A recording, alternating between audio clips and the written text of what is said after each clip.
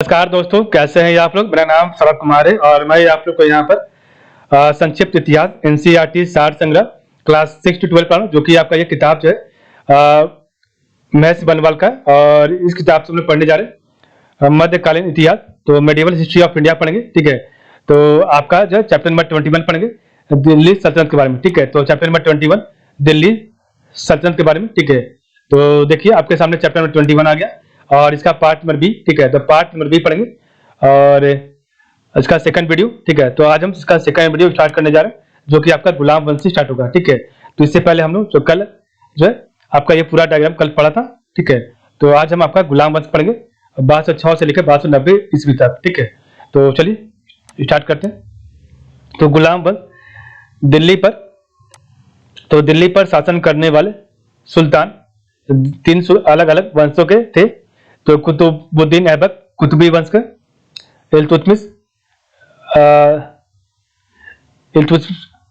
इल्तुतमिश ने शमसी वंश व बलबन ने बलबनी वंश की स्थापना की थी। ठीक है, और आरंभ में कुतुबी वंश को दास या गुलाम वंश का नाम दिया गया, क्योंकि इस वंश का प्रथम शासक कुतुबुद्दीन ऐबक था, जो मोहम्मद गौरी का गुलाम था। ठीक है, तो दिल्ली पर शासन करने वाले सुल्तान 3 अलग अलग वंशों के थे। तो कुतुबुद्दीन ऐबक ने कुतुबी वंश और इल्तुतमिश ने शमसी वंश व बलबन ने बलबनी वंश की स्थापना की थी। और आरंभ में कुतुबी वंश को दास या गुलाम वंश का नाम दिया गया, क्योंकि इस वंश का प्रथम शासक कुतुबुद्दीन ऐबक था, जो मोहम्मद गौरी का गुलाम था। ठीक है, दिल्ली सल्तनत के प्रमुख सुल्तान 1011। तो दिल्ली सल्तनत के प्रमुख सुल्तान 1011। तो आपका सुल्तान का नाम है, इधर का शासनकाल, इधर का राजवंश। ठीक है, तो कुतुबुद्दीन ऐबक का शासनकाल 1206 से लेके 1210 ईस्वी तक, और यह गुलाम वंश का था। इल्तुतमिश आपका शासनकाल 1210 ईस्वी से लेके 1236 ईस्वी तक, गुलाम वंश का। नेक्स्ट आपका रजिया सुल्तान 1236 से लेके 1239 ईस्वी तक, गुलाम वंश का। मुइजुद्दीन बहराम शाह 1240 से लेके 1242 ईस्वी तक, गुलाम वंश। अलाउद्दीन महसूद शाह तो आपका 1242 से लेकर 1246 तक, गुलाम वंश। नसरुद्दीन महमूद तो 1246 से लेकर 1265 ईस्वी तक, गुलाम वंश। बलबन आपका 1265 से लेकर 1287 ईस्वी तक, गुलाम वंश। ठीक है, तो ये आपका टोटल सब गुलाम वंश के थे। ठीक है, तो सबसे पहले गुलाम वंश में कुतुबुद्दीन ऐबक, उसके बाद इल्तुतमिश, उसका रजिया सुल्तान, उसके बाद मुइजुद्दीन बहराम शाह, उसके बाद आपका अलाउद्दीन महसूद शाह, उसके बाद नसरुद्दीन महमूद, और आखिरी में आपका बलबन। ये आपका मुख्य जो है गुलाम वंश के शासक थे। बाकी छोटे मोटे शासक और थे, लेकिन ये आपके मुख्य शासक थे। ठीक है, और इन्होंने कुछ वर्षों तक शासन किया था। ठीक है, तो सबसे पहले पढ़ेंगे कुतुबुद्दीन ऐबक के बारे में, और इनका शासनकाल 1206 से लेकर 1210 ईस्वी तक था। ठीक है, तो मुइजुद्दीन महमूद गौरी, तो मुइजुद्दीन मोहम्मद गौरी के गुलामों में सबसे योग्य और विश्वसनीय कुतुबुद्दीन ऐबक था। कुतुबुद्दीन ऐबक तुर्क जनजाति का था। ठीक है, कुतुबुद्दीन ऐबक का चंद्रमा का देवता होता है। तो कुतुबुद्दीन ऐबक का चंद्रमा का देवता होता है। ठीक है, और बचपन में ही दास के रूप में वह निशापुर के बाजार में लाया गया, और वहां से उसे काजी फखरुद्दीन अब्दुल अजीज कुकी ने खरीद लिया। ठीक है, तो बचपन में ही दास के रूप में वह निशापुर के बाजार में लाया गया, और वहां उसे काजी फखरुद्दीन अब्दुल अजीज कुकी ने खरीद लिया था। ठीक है, नेक्स्ट आपका कुतुबुद्दीन ऐबक ने कुरान पढ़ना सीख लिया। तो कुतुबुद्दीन ऐबक ने जो है कुरान पढ़ना सीख लिया, जिसके कारण वह कुरान का पाठ करने वाला के नाम से भी प्रसिद्ध हुआ। मोहम्मद गौरी की सेवा में आने के बाद कुतुबुद्दीन ऐबक के जीवन में बड़ा परिवर्तन आया, और मोहम्मद गौरी ने उसे अमीर आकुर शाही घुड़साल का अधिकारी के पद पर प्रोन्नत कर दिया। ठीक है, तो आपका जो है मोहम्मद गौरी की सेवा में आने के बाद कुतुबुद्दीन ऐबक के जीवन में बड़ा परिवर्तन आया, और मोहम्मद गौरी ने उसे अमीर आकुर आपका जो है शाही घुड़साल एकाधिकारी के पद पर प्रोन्नत कर दिया। ठीक है, नेक्स्ट आपको कुतुबुद्दीन ऐबक का राज्याभिषेक 25 जून 1206 को लाहौर में हुआ, और उसने लाहौर को अपनी राजधानी बनाई। तराइन के द्वितीय युद्ध के बाद गौरी ने कुतुबुद्दीन ऐबक को विजित प्रदेशों का प्रबंध नियुक्त किया, और इन क्षेत्रों पर नियंत्रण स्थापित करने के लिए कुतुबुद्दीन ऐबक ने दिल्ली के निकट इंद्रप्रस्थ को अपना मुख्यालय बनाया। ठीक है, एक मिनट। तो कुतुबुद्दीन ऐबक का राज्याभिषेक 25 जून 1206 को लाहौर में हुआ, और उसने लाहौर को अपनी राजधानी बनाई। तराइन के द्वितीय युद्ध के बाद गौरी ने कुतुबुद्दीन ऐबक को विजित प्रदेशों का प्रबंध नियुक्त किया, और इन क्षेत्रों पर नियंत्रण स्थापित करने के लिए कुतुबुद्दीन ऐबक ने दिल्ली के निकट इंद्रप्रस्थ को अपना मुख्यालय बनाया। ठीक है, तो नेक्स्ट आपका है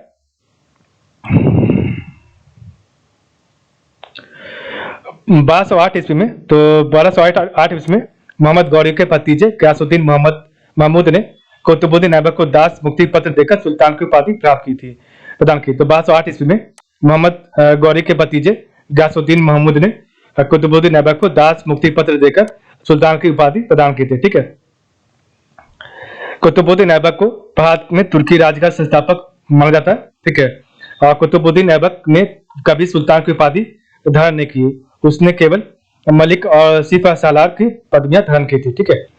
अपनी दानशीलता के कारण, तो अपनी दानशीलता के कारण वह लाखों का दान करने वाला, वह पील बख्श हाथियों का दान देने वाला के नाम से विख्यात था। और उसके दरबार में हसन निजामी और फख्र मुदब्बिर जैसे विद्वान रहते थे, ठीक है। नेक्स्ट आपका, इसने कुतुब मीनार का निर्माण कार्य प्रारंभ करवाया। कुतुब मीनार का नाम प्रसिद्ध सूफी संत ख्वाजा कुतुबुद्दीन बख्तियार काकी के नाम पर रखा गया है। तो इसने कुतुब मीनार का निर्माण कार्य प्रारंभ करवाया। कुतुब मीनार का नाम प्रसिद्ध सूफी संत ख्वाजा कुतुबुद्दीन बख्तियार काकी के नाम से रखा गया। और इसने भारत की प्रथम मस्जिद कुब्बत उल इस्लाम पृथ्वीराज तृतीय के किले राय पिथौरागढ़ के स्थान पर निर्मित किया दिल्ली में। और जबकि 2.5 दिन का झोपड़ा विग्रहराज विशलदेव चौथा के द्वारा निर्मित जो संस्कृत महाविद्यालय के स्थान पर अजमेर में बनवाया था, ठीक है। तो इसने भारत की प्रथम मस्जिद कुब्बत उल इस्लाम पृथ्वीराज तृतीय के किले राय पिथौरागढ़ के स्थान पर निर्मित दिल्ली में किया। और जबकि 2.5 दिन का झोपड़ा विग्रहराज विशलदेव चतुर्थ के द्वारा निर्मित संस्कृत महाविद्यालय के स्थान पर अजमेर में बनवाया था। 1210 ईस्वी में, तो 1210 ईस्वी में चौगान पोलो खेलते समय घोड़े से गिर जाने के कारण कुतुबुद्दीन ऐबक को गहरी चोट लगी और जिससे उसकी मृत्यु हो गई। नेक्स्ट आपका आराम शाह, तो आराम शाह 1210 ईस्वी, तो कुतुबुद्दीन ऐबक की अकस्मात मृत्यु के कारण उसके उत्तराधिकारी के चुनाव की समस्या को तुर्की सरदारों ने स्वयं हल किया। और कुछ तुर्की सरदारों ने आराम शाह को जो लाहौर का 1210 ईस्वी में सुल्तान घोषित कर दिया, ठीक है। आराम शाह एक अक्षम और अयोग्य व्यक्ति था। अनेक तुर्क सरदारों ने उसका विरोध किया। दिल्ली के तुर्क सरदारों ने बदायूं के गवर्नर इल्तुतमिश को दिल्ली आने का निमंत्रण भेजा और इल्तुतमिश शीघ्र ही दिल्ली पहुंच गया। आराम शाह भी उसके दिल्ली आक्रमण की सूचना पाकर दिल्ली तक पहुंचा, परंतु इल्तुतमिश ने उसे पराजित कर उसकी हत्या कर दी और स्वयं सुल्तान बन गया। इल्तुतमिश 1210 ईस्वी से लेकर 1236 ईस्वी तक, तो कुतुबुद्दीन ऐबक की मृत्यु के बाद उसका दामाद इल्तुतमिश दिल्ली की गद्दी पर बैठा और इल्तुतमिश शमसी वंश का शासक था और जिसके कारण नए वंश का नाम शमसी वंश पड़ा, ठीक है। नेक्स्ट आपका है और दिल्ली सल्तनत आपकी 13वीं शताब्दी में, तो इसके बारे में पढ़ते क्या है। तो ये आपका है, आपका ये दिल्ली वंश का ये जो है इलाका था, ठीक है। और यहाँ पर आपका जो इस प्रकार का जो लाइन दिया वो आपका मंगोल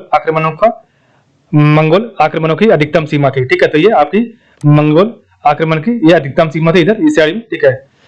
और ये आपका यहाँ पर कश्मीर था, यहाँ आपका गजनी, यहाँ पर मंगोल, ठीक है। तो मंगोल इधर से आके आपका यहाँ तक जो आक्रमण किए थे। और इधर आपका लाहौर, मुल्तान, ठीक है।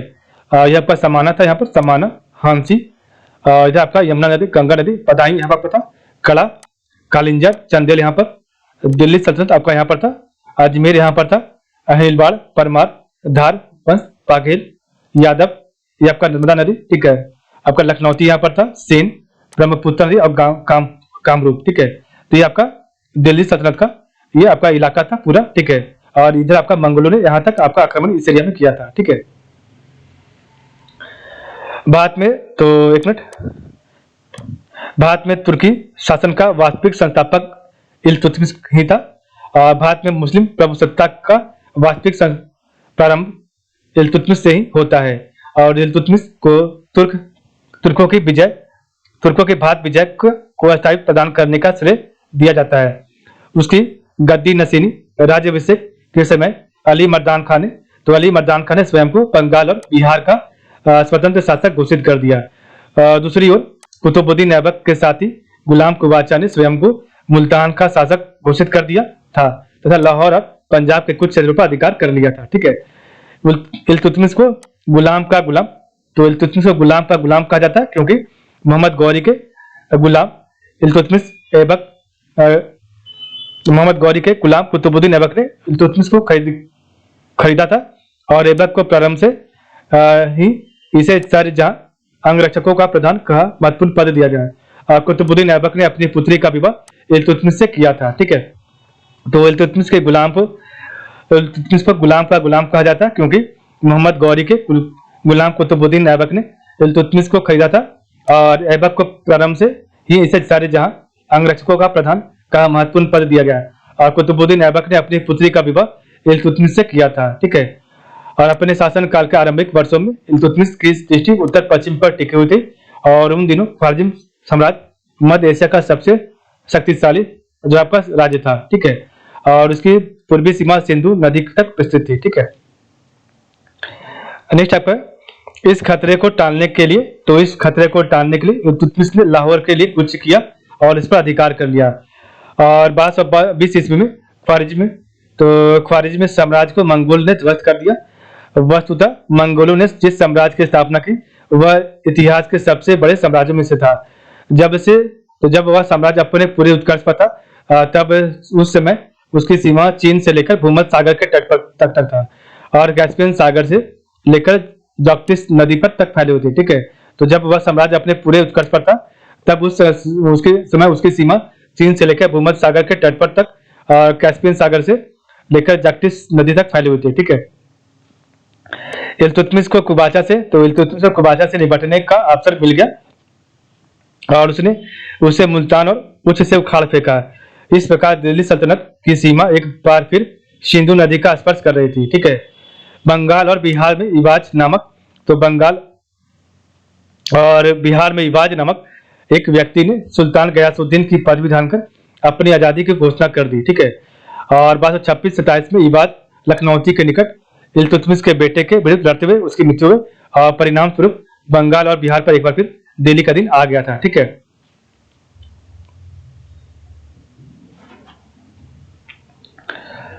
नेक्स्ट आपका इल्तुतमिश ने कुतुब मीनार का निर्माण कराया।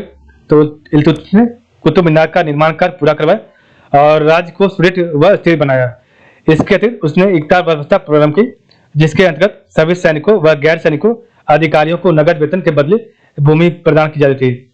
एकता एक अरबी शब्द है, तो एकता आपका एक अरबी शब्द है जिसका अर्थ होता है भूमि है और यह भूमि एकता तथा इसे लेने वाले इक़्तिदार कहलाता है। ठीक है, इल्तुतमिश ने सर्वप्रथम अरबी सिक्कों का प्रचलन किया था और उसने चांदी के टंका तथा तांबे का जीतल का प्रचलन किया एवं दिल्ली में टकसाल स्थापित किए थे। ठीक है, टंकों पर टकसाल का नाम लिखने की परंपरा, तो टंकों पर टकसाल का नाम लिखने की परंपरा भारत में प्रचलित करने का श्रेय इल्तुतमिश को जाता है। ठीक है, तो टंकों पर टकसाल का नाम लिखने की परंपरा भारत में प्रचलित करने का श्रेय इल्तुतमिश को दिया जाता है। ठीक है, सिक्कों पर शिविकानंदी व चौगान घुड़सवार अंकित होते हैं। ठीक है, सिक्कों पर शिविकानंदी व चौगान घुड़सवार अंकित होते हैं। वह दिल्ली का प्रथम शासक था जिसने सुल्तान की उपाधि धारण कर स्वतंत्र सल्तनत 18 फरवरी 1229 को स्थापित किया था। ठीक है, उसने बगदाद के खलीफा अल मुंतासिर बिल्लाह से मान्यता प्राप्त की और ऐसा करने वाला वह प्रथम मुस्लिम शासक बना था। ठीक है,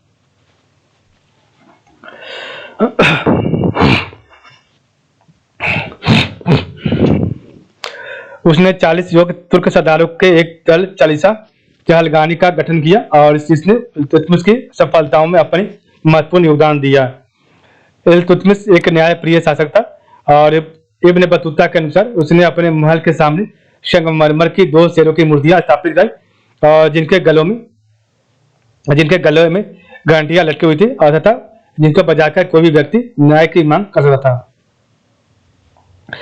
रणथंभौर जीतने वाले प्रथम शासक इल्तुतमिश था और ग्वालियर विजय के उपलक्ष्य में इल्तुतमिश ने सिक्कों पर रजिया का नाम लिखवाया था। इल्तुतमिश ने मोहम्मद गौरी की स्मृति में मदरसा-ए-मुजी व अपने पुत्र की स्मृति में नासिरी मदरसा बनवाया था। ठीक है, तो इल्तुतमिश ने मोहम्मद गौरी की स्मृति में मदरसा-ए-मुजी व अपने पुत्र की स्मृति में नासिरी मदरसा बनवाया था। इल्तुतमिश को भारत में गुंबद निर्माण का पिता कहा जाता है और उसने सुल्तानगढ़ी मकबरा अपने पुत्र नासिरुद्दीन महमूद की कब्र पर निर्मित करवाया था और यह भारत का प्रथम मकबरा था और 30 अप्रैल 1236 को मृत्यु उसकी हो गई थी। ठीक है,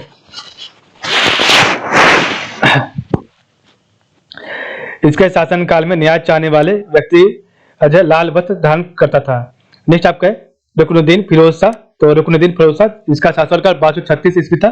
ठीक है, और इल्तुतमिश ने अपनी मृत्यु के पूर्व तो इल्तुतमिश ने अपनी मृत्यु के पूर्व अपना राज अपनी पुत्री रजिया को सौंपने की इच्छा व्यक्त की थी और इसका कारण था कि उसके योग्य और बड़े पुत्र लखनौती के शासक नासिरुद्दीन महमूद की मृत्यु हो चुकी थी तथा छोटा पुत्र रुकनुद्दीन फिरोज शाह एक दुर्बल और अक्षम व्यक्ति था। ठीक है,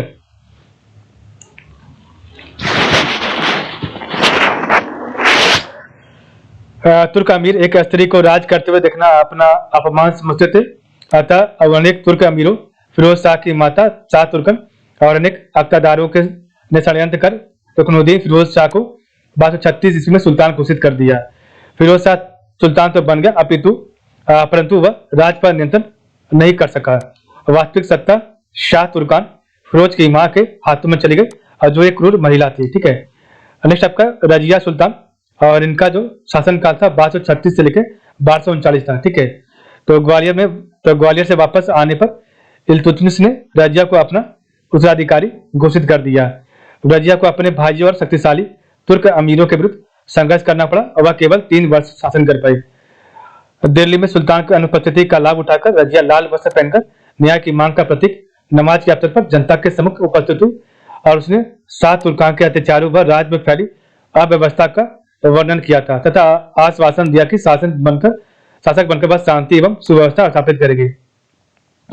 रजिया से तुर्क अमीर तो रजिया से आपके तुर्क अमीर और आम जनमानस प्रभावित हो उठे और क्रुद्ध जनता ने राजमहल पर आक्रमण कर शाह तुर्कान को गिरफ्तार कर लिया एवं रजिया को सुल्तान घोषित कर दिया। फिरोज शाह जब विद्रोहियों से भयभीत होकर दिल्ली पहुंचा तब उसे भी कैद कर लिया गया तथा उसकी हत्या कर दी गई और नवंबर 1236 ईस्वी में रजिया सुल्तान के पद पर प्रतिष्ठित हो गई। ठीक है, रजिया दिल्ली सल्तनत की प्रथम व अंतिम मुस्लिम शासक थी। ठीक है, नेक्स्ट आपका मध्यकालीन तो मध्यकालीन महिला शासिकाएं व उनकी कालक्रम क्या पढ़ते हैं। तो महिला शासक शासनकाल और वंश और राज्य है। तो रजिया सुल्तान का शासनकाल 1236 से लेकर 1240 तक और ये गुलाम वंश की थी और ये दिल्ली राज्य से। ठीक है, रानी रुद्ररमा और इनका शासनकाल 1260 से लेकर 1291 तक और ये आपका काकतीय वंश के थी और ये इनका जो राज था द्वार समुद्र था। नेक्स्ट आपका मरदुम जहां तो आपका मरदुम जहां इनका शासनकाल 1461 से लेकर 1469 तक और ये बहमनी वंश की थी और ये दक्षिणी बहमनी राज्य की। ठीक है, नेक्स्ट आपका रानी दुर्गावती ये आपका 1560 से लेकर 1564 तक और यहाँ पे गोंड वंश की थी। ठीक है, और ये इनका जो राज था वह आपका गढ़ कटंगा था। ठीक है, नेक्स्ट आपका चांद बीबी सुल्तान तो आपके चांद बीबी सुल्तान इनका जो शासनकाल था वो 1595 से लेकर 1596 तक और ये आपके अहमद शाही वंश की थी। ठीक है, और ये अहमदनगर राज्य पर शासन करती थी। बेगम बड़ी साहिबा इनका शासनकाल 1656 से लेकर 1663 तक और इनका जो शासनकाल था इनका जो वंश था वो आपका आदिल शाही वंश था और ये बीजापुर राज्य से थी। ठीक है, ताराबाई तो इनका जो शासनकाल था 1707 से लेकर 1707 तक तो 1700 से लेकर 1707 तक और ये भोंसले वंश के थी। ठीक है, और ये मराठा राज्य पर जो है राज करते थे। ठीक है, तो रजिया सुल्तान गुलाम वंश रानी रुद्रमा काकतीय वंश मरदुम जहां बहमनी वंश रानी दुर्गावती तो गोंड वंश और चांद बीबी सुल्तान अहमद शाही वंश बेगम बड़ी साहिबा आदिल शाही वंश और ताराबाई भोंसले वंश। ठीक है, तो नेक्स्ट आगे पढ़ते हैं। तो रजिया के शासनकाल में सत्ता के लिए राजतंत्र और उन तुर्क सरदारों के बीच संघर्ष आरंभ हुआ और जिन्हें कभी कभी तुर्क चहलगानी या चालीसा दल कहा जाता था। ठीक है, रजिया ने पर्दा प्रथा को त्याग दिया और पुरुषों के समान कुबा कोट और कुल्हा टोपी पहनकर जो दरबार में बैठती थी तथा शासन कार्य संभालती थी। वजीर निजाम उल मुल्क जुनैदी ने उसकी गद्दी नशीनी राज्यरोहण का विरोध किया था और उसके विरुद्ध अमीरों के विद्रोह का समर्थन किया था। तुर्क अमीरों ने उस पर तो आपके तुर्क अमीरों ने उस पर नारी सुलभ शील का त्याग करने और याकूत खान नामक अविश्वसनीय अमीर पर अत्यधिक मेहरबान होने का आरोप लगाया था। ठीक है। लाहौर और सरहिंद में, तो लाहौर और सरहिंद में विद्रोह भड़क उठा और उसने स्वयं ही सेना के साथ मिलकर लाहौर पर आक्रमण कर दिया। जब वह सरहिंद की ओर बढ़ रही थी, उसी समय उसके खेमे में विद्रोह भड़क उठा। ठीक है। याकूत खां की हत्या कर रजिया को तबरहिंद पटिंडा में बंदी बना लिया, परंतु रजिया ने अपने को बंदी बनाने वाले सरदार अल्तुनिया को अपने पक्ष में कर लिया, और जिसके बाद रजिया ने अल्तुनिया से विवाह कर दिल्ली को फिर से विजय करने की एक और असफल कोशिश की। रजिया बहुत बहादुरी से लड़ी, लेकिन पराजित हो गई तथा पटिंडा की ओर वापस लौटने पड़ा, परंतु कैथल हरियाणा के पास 13 अक्टूबर 1240 को कुछ डाकुओं द्वारा उसकी हत्या कर दी गई। ठीक है। मुजुद्दीन बहराम शाह 1240 से लेकर 1242 तक। ठीक है। तो रजिया के बाद 1240 ईस्वी में बहराम शाह सुल्तान बना, परंतु कुछ वर्षों तक ही गद्दी पर रह सका। ठीक है। और वह नाम मात्र का सुल्तान था। ठीक है। राज्य की वास्तविक शक्ति का संचालन 40 गुलामों का दल करता था। ठीक है।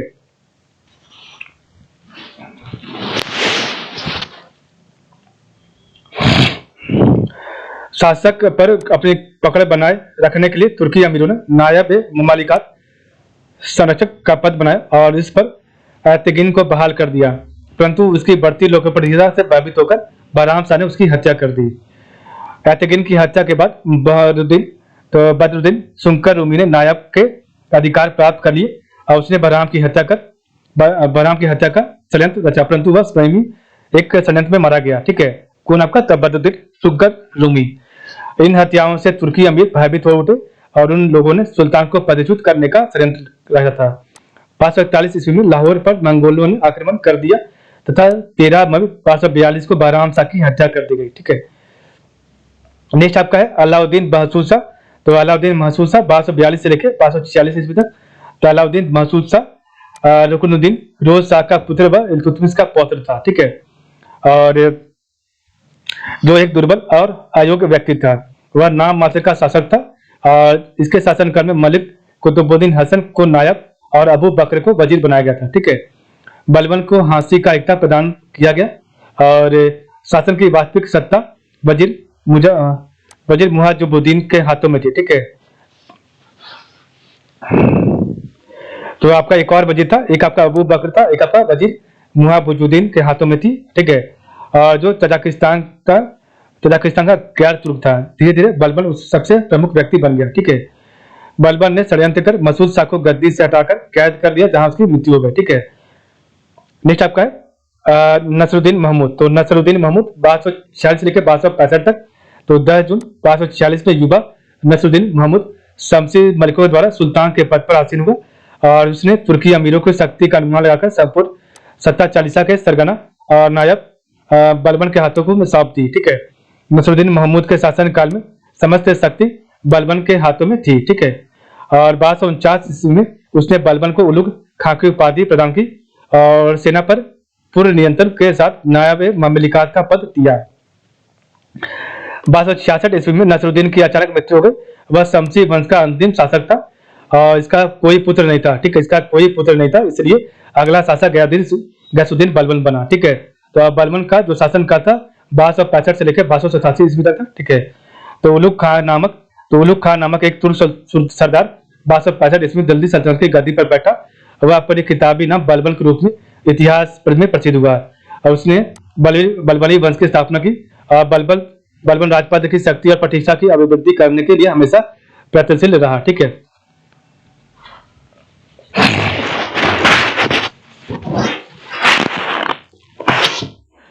गद्दी पर अपने पक्ष को मजबूत करने के लिए उसने घोषणा की कि वह विख्यात ईरानी शहंशाह अफरासियाब का वंशज है। ठीक है।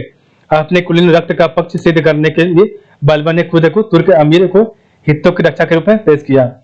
इतिहासकार बर्नी ने लिखा है कि बलबन कहता है कि जब भी मैं किसी नीच कुल में उत्पन्न हुए व्यक्ति को देखता हूं तो मेरी आंखों में अंगार फूटने लगते और क्रोध से मेरा हाथ उसे मारने के लिए मेरी तलवार पर चला जाता है।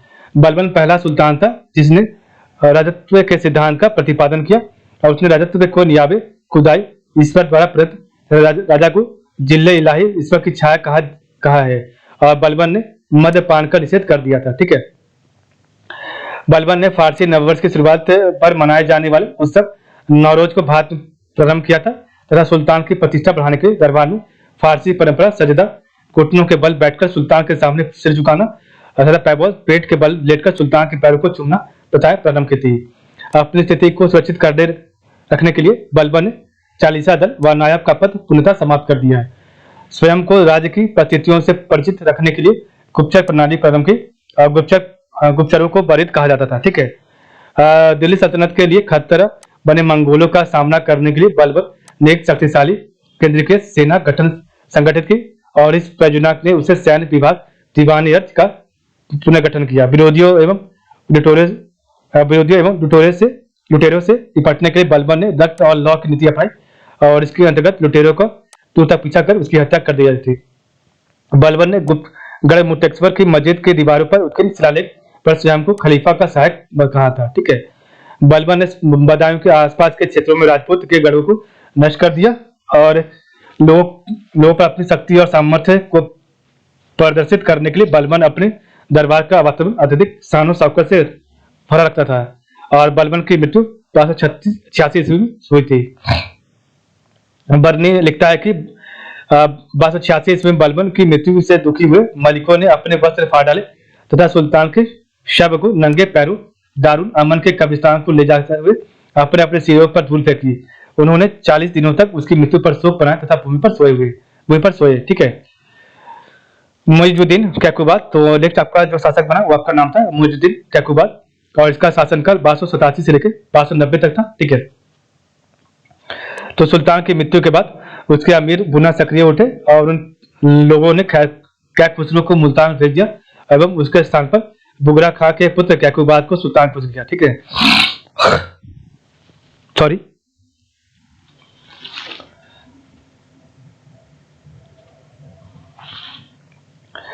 कैकुबाद को सुल्तान बनाने में दिल्ली के कोतवाल मलिक फखरुद्दीन ने महत्वपूर्ण भूमिका निभाई थी।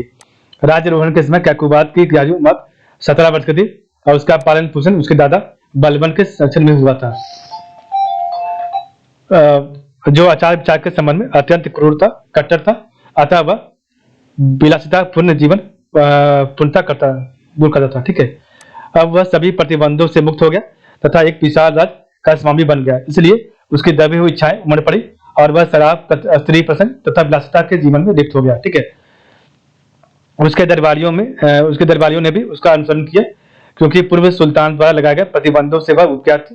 राज की शक्ति दिल्ली के कोतवाल के दामाद निजामुद्दीन नामक एक चरित्रहीन व्यक्ति के हाथ में चली गई। कैकुबाद उसके हाथों की कठपुतली बन गया और इस परिवर्तन का लाभ उठाकर मंगोलों ने अपने नेता तैमूर खां के नेतृत्व में पंजाब पर आक्रमण किया और सामान तक बढ़ गए। कैकुबाद का पिता बुगरा खां बलबन के समय से बंगाल की सूबेदारी करता था। ठीक है, जब उसने दिल्ली में यह खबर सुनी तो एक शक्तिशाली सेना लेकर वह राजधानी की ओर बढ़ चला। कहा जाता है कि अपने दुर्बल पुत्रों के हाथों से गद्दी छीन लेना उसका उद्देश्य था, किंतु एक अन्य लेखक का कहना है कि यह कैकुबाद को उचित सलाह देना चाहता था जिससे वह आमोद प्रिय जीवन त्याग कर राजकाज की ओर ध्यान देने लगे। उसका उद्देश्य था कुछ भी रहो। 1288 ईस्वी में उसने अयोध्या के निकट घाघरा नदी के किनारे अपना डेरा जमा दिया और कैकुबाद ने भी एक बड़ी सेना लेकर उसके विरुद्ध कूच किया। निजामुद्दीन ने पिता और पुत्र को मिलने से रोकने का प्रयत्न किया और कैकुबाद को उसने युद्ध के लिए प्रोत्साहित किया, परंतु बलबन के समय कुछ स्वाभिभक्त सेवकों के प्रभाव के कारण अंत में पिता और पुत्र में समझौता हो गया। तुर्क अमीर जो खिलजियों को गैर तुर्क समझते थे जलालुद्दीन के शत्रु थे। ठीक है, और इससे कुछ ही समय बाद कैकुबाद लकवाग्रस्त हो गया और इसलिए तुर्क अमीरों ने उसके पुत्र को, जो अभी शिशु था, शमसुद्दीन क्यूमर्स के नाम से सिंहासन पर बैठा दिया और क्यूमर्स का जब शासनकाल 590 ईस्वी था। ठीक है, तो तुर्की अमीरों ने कैकुबाद के नाबालिग पुत्र क्यूमर्स तृतीय की उपाधि से गद्दी पर बैठाया तथा जलालुद्दीन उसका संरक्षक नियुक्त हुआ। 3 माह बाद क्यूमर्स को बंदी बनाकर उसकी हत्या कर दी और जलालुद्दीन सुल्तान बन गया। इस प्रकार इस बड़ी तुर्कों का शासन समाप्त हुआ तथा खिलजी वंश का सत्ता स्थापित हुआ। ठीक है, तो इस प्रकार हमारा चैप्टर 21 समाप्त हो गया। कल हमारा चैप्टर में 22 स्टार्ट होगा। ठीक है, तो कल हम पढ़ें आपका चैप्टर में 22 जो कि आपका खिलजी वंश होगा। ठीक है, तो आज के लिए बस इतना ही। आप लोग का बहुत बहुत धन्यवाद।